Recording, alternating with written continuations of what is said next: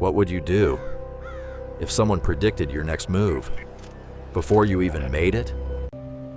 That's exactly what happened to the FBI agent investigating America's most impossible disappearance case. And before the investigation was over, he realized he had never been hunting the killer. The killer had been hunting him. By the time the seventh family disappeared, the FBI stopped calling it a kidnapping case.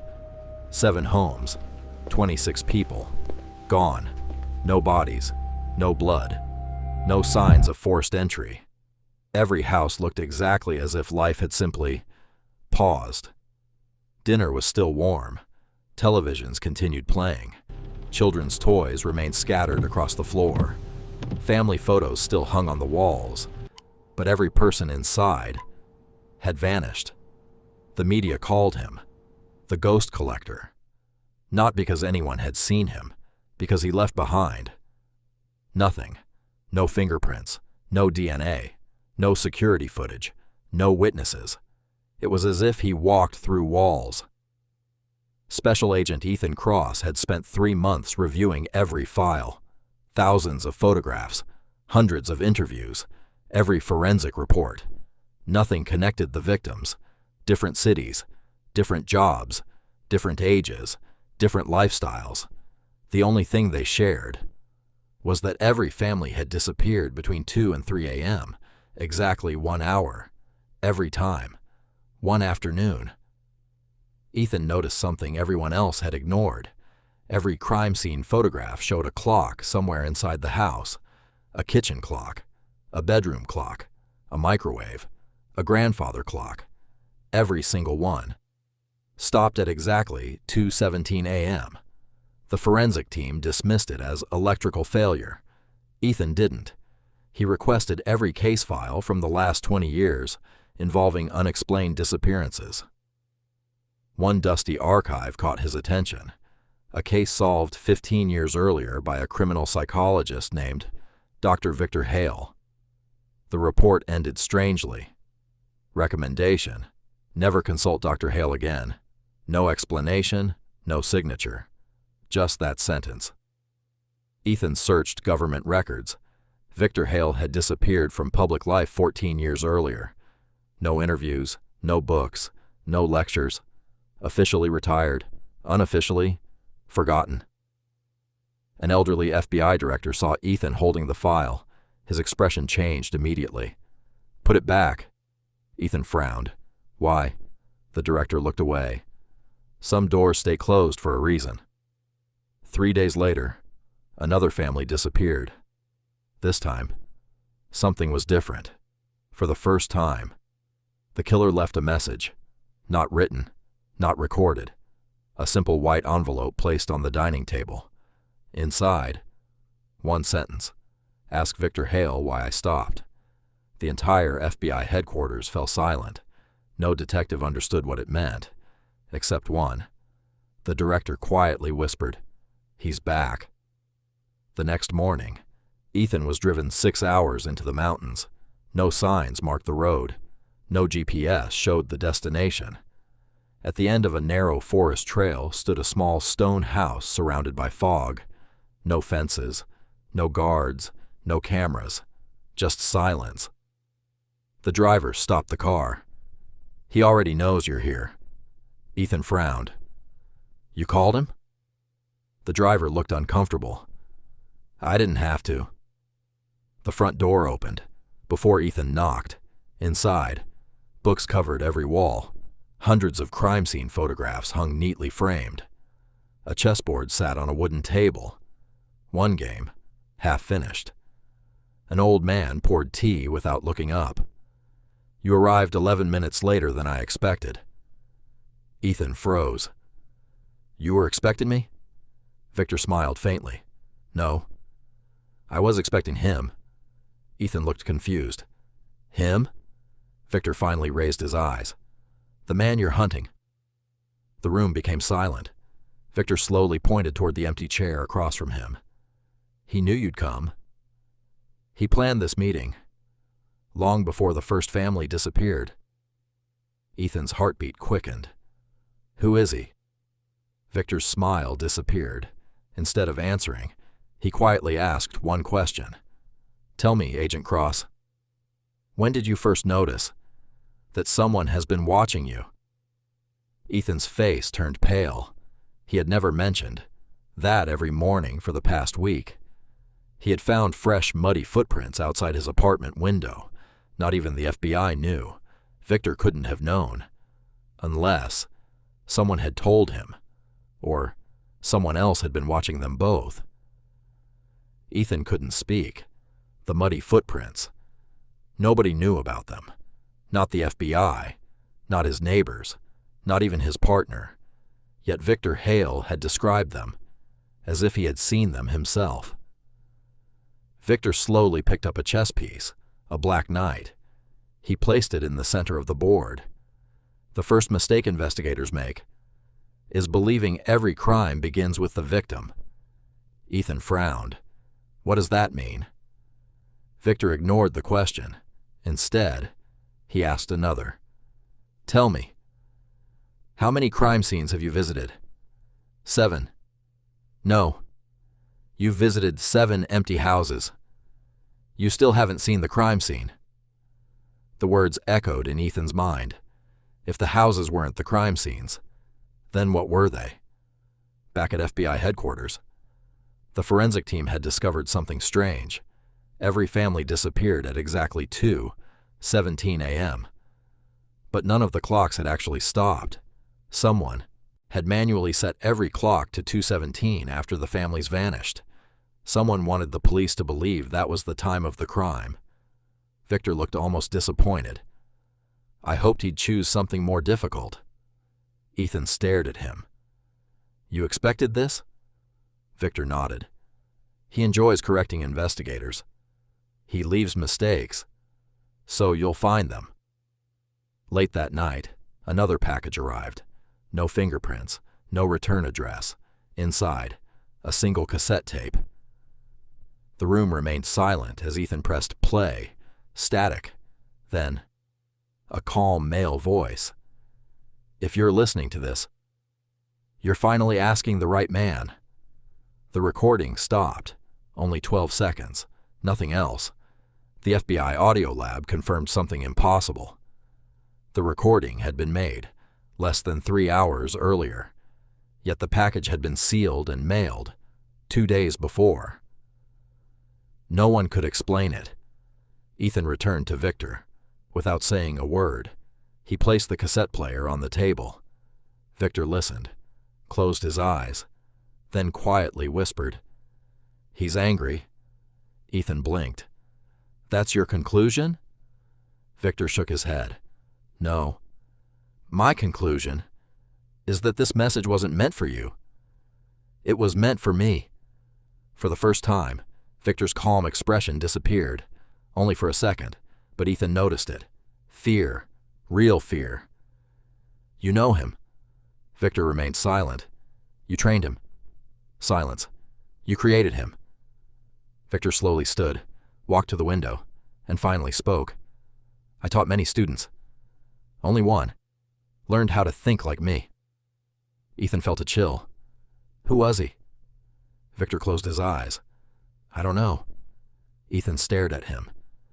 What do you mean you don't know? Victor turned around. Because the name he gave me wasn't real. Before Ethan could ask another question, his phone rang. The entire FBI task force had gone silent. Another family had disappeared. But this time, the killer had broken his own pattern. He left someone behind, a 9-year-old boy. The child hadn't spoken a single word since the police found him. He simply sat in the corner of the living room, holding a black chess knight in his hand. When Ethan entered the room, the boy slowly looked up and whispered only one sentence. He said you'd arrive first. Ethan's blood ran cold. What else did he say? The boy tightened his grip on the chess piece, then answered, He told me to ask whether Dr. Hale still plays white. Ethan couldn't stop thinking about the boy's words. He told me to ask whether Dr. Hale still plays white. The black chess knight sat in an evidence bag on the table between them. Victor stared at it for a long time, for the first time since Ethan met him. The old man looked genuinely afraid. "Who is he?" Ethan asked quietly. Victor didn't answer immediately. Instead, he reached for the chessboard beside his chair and turned it around. The pieces were arranged in the middle of a game. Black had only 3 pieces left. White had almost the entire board. Yet the black king couldn't be trapped. "I taught criminal psychology for 28 years, Victor finally said. "Hundreds of students. Only one ever beat me at chess." Ethan looked at the board. "And?" Victor's voice dropped to a whisper. "He wasn't supposed to survive." 15 years earlier, a series of disappearances had terrified the Midwest. Families vanished from isolated homes. No bodies were ever found. The FBI believed the killer was a former psychology graduate student named Daniel Mercer. Brilliant, obsessive, completely fascinated by how easily people could be manipulated. Victor had worked with him for 2 years. "He could look at someone for 30 seconds, Victor said, "and tell you what they were afraid of." The FBI eventually cornered Mercer at an abandoned lodge during a winter storm. Gunshots were heard. The building caught fire. No body was recovered. The case was closed anyway. Victor resigned the next week. "You thought he died in the fire," Ethan said. Victor shook his head slowly. "No. I knew he escaped." Ethan stared at him. "Then why didn't you tell the FBI?" Victor finally looked him in the eye. "Because he wanted me to know. And I was terrified of what he would do if I admitted it." The next morning, Ethan reviewed the old Mercer case. Thousands of pages. Most were heavily redacted. One photograph stopped him cold. A burned cabin in the mountains, outside the front door. A single set of footprints leading away from the fire. The FBI had labeled them unidentified. Ethan measured them against the muddy prints outside his apartment. They were identical. The next morning, Ethan reviewed the old Mercer case. Thousands of pages. Most were heavily redacted. One photograph stopped him cold. A burned cabin in the mountains, outside the front door. A single set of footprints leading away from the fire. The FBI had labeled them unidentified. Ethan measured them against the muddy prints outside his apartment. Hours later, another envelope arrived at headquarters. No fingerprints, no postage mark. Inside was a Polaroid photograph. Ethan's apartment window, taken during the night, written on the back, "You still don't understand what disappeared." Ethan rushed back to Victor. "He's watching me." Victor barely glanced at the photo. "Of course he is." "You're replacing me." Ethan frowned. "What does that mean?" Victor leaned forward. "Mercer doesn't collect people. He collects investigators." The room went silent. "Every family disappearance was designed to attract someone intelligent enough to notice the pattern," Victor continued. "Then he studies that investigator. Tests them. Manipulates them." Ethan felt his stomach tighten. "Why?" Victor smiled sadly. "Because solving the case is the game." That evening, the FBI traced the cassette tape that was received before it had been recorded inside a public library, 2 blocks from headquarters. Security footage showed a man wearing a baseball cap leaving the recording booth. His face was never visible, but he paused before leaving and looked directly into the camera. As if he knew investigators would eventually watch the footage. The final frame was blurry. The man had slipped something onto the librarian's desk. When agents recovered it, they found a folded piece of paper. Inside were only 3 words. "Check the 8th house." Ethan's blood ran cold. There had only been 7 disappearances. He slowly looked up at Victor. The old man had gone pale. "What?" Ethan whispered. Victor stared at the note for several seconds before speaking. "The 8th house hasn't disappeared yet. It's waiting for you." The drive to the 8th house took less than an hour. No police sirens, no helicopters. Ethan didn't want the killer to know they were coming, but deep down, he suspected the killer already did. The house stood alone at the end of a quiet country road. White paint, blue shutters, a wooden swing moving gently in the wind. It looked ordinary, too ordinary. The front door wasn't locked. Ethan pushed it open. Silence. The television was on. A kettle whistled softly in the kitchen. A family dinner had been prepared. 4 plates, 4 glasses, 4 chairs. But no family. Clear. Agents searched every room. Nothing. No fingerprints. No signs of a struggle. Exactly like the previous 7 houses. Then Ethan noticed something. A chessboard. Sitting perfectly in the middle of the dining table. Only 2 pieces remained. A white king. A black king. Between them, a folded letter. Ethan opened it. The handwriting was neat, calm, almost elegant. It read, "Congratulations, Agent Cross. You found the 8th house. Now ask yourself one question. Who told you it was the 8th? Ethan's heartbeat stopped. He slowly turned toward Victor. Victor had never entered the house. He was still standing outside, watching. Ethan rushed outside. Victor remained calm.